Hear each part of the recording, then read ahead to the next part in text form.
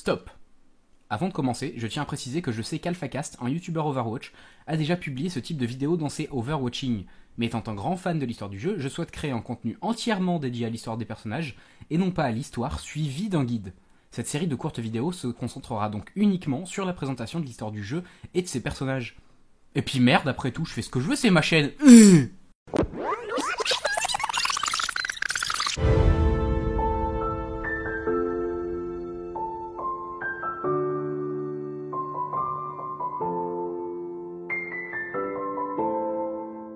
Ah, Overwatch.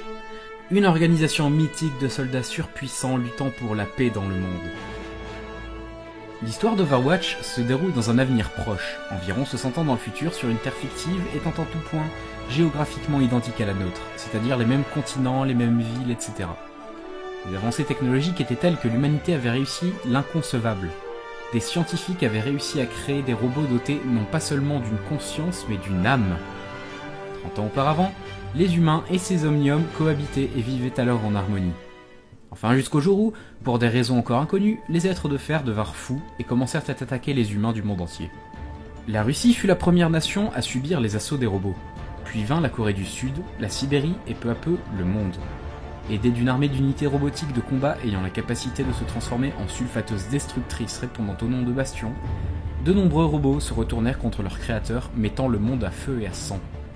Chaque pays tentait alors d'éradiquer la menace chacun de leur côté en vain. Les robots étaient bien trop forts.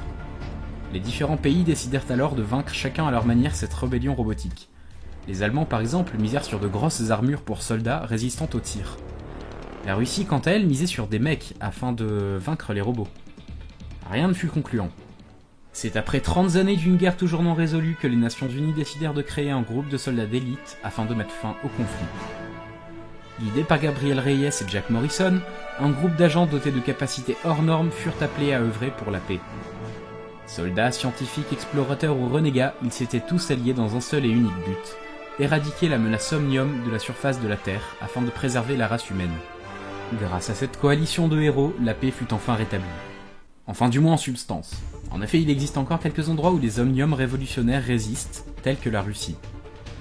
Malheureusement, alors que les unités Bastion furent détruites, les omniacs innocents n'ayant pas participé au massacre perpétré par leurs congénères subissaient la peur des hommes. Ils étaient dévisagés, pointés du doigt, exclus de la société. De nombreuses tensions virent alors le jour entre humains et robots. Des mouvements de paix furent créés pour apaiser les tensions humano-robotiques, tandis que de l'autre côté, des groupuscules extrémistes virent le jour aux idéaux d'extermination promulguant une haine des robots et pour qui la paix n'était pas envisageable. Mais il existe heureusement certains endroits où la paix règne, où omniacs et humains vivent ensemble sans violence et sans haine. On retrouve parmi ces endroits la somptueuse ville de Numbani en Afrique, symbole même de paix et d'harmonie. Du côté de nos héros, le groupe d'élite devint alors une organisation mondiale militarisée chargée de maintenir la paix dans le monde.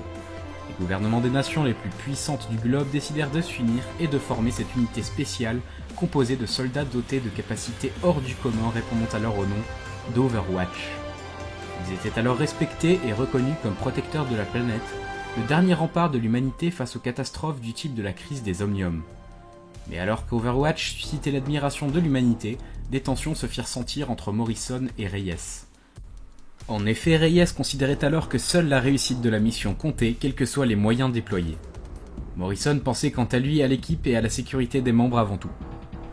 De plus, de nombreuses organisations criminelles commencèrent à œuvrer à travers le monde, telles qu'à Paris, Numbani, Rio, Dorado ou même Seattle, souhaitant bouleverser cette paix dont Morrison était l'instigateur. Peu à peu, alors qu'un climat de guerre s'installait, les intérêts communs des membres d'Overwatch s'effacèrent pour laisser place aux intérêts personnels. Des soulèvements eurent lieu au cœur même de l'organisation, alors que Reyes, ancien agent du Blackwatch, une division d'Overwatch tenue secrète à la population chargée des opérations sous couverture, tentait de reprendre les rênes en balayant Morrison du pouvoir, provoquant une division des membres et un éclatement du groupe. Ceci fut la cause de l'explosion du quartier suisse d'Overwatch, conduisant à la mort supposée de Morrison. C'est après avoir été frappé par ces sombres affaires de corruption et de sédition que le groupe d'élite finit par se dissoudre. Les agents d'Overwatch perdirent leur statut doré, le peuple se liguait alors contre l'organisation qui avait pourtant autrefois maintenu la paix, certains les qualifiant même de criminels. Les menaces n'ont cependant, elles, pas disparu avec lui. De nombreuses organisations criminelles menacent aujourd'hui le monde et d'anciens héros comme Winston réfléchissent à contacter d'anciens membres de l'équipe afin de lutter contre ces menaces grandissantes. Cependant, selon le Petras Act signé en 2042, toute activité liée à Overwatch est illégale et passible de poursuites pénales. Overwatch ne peut donc plus officier et les membres sont répartis à travers le monde, devenus pour la plupart de simples mercenaires tentant de survivre. Alors qu'un climat de conflit s'installe à travers le monde, une question reste pendue aux lèvres de l'humanité. Vous vous joignez à moi.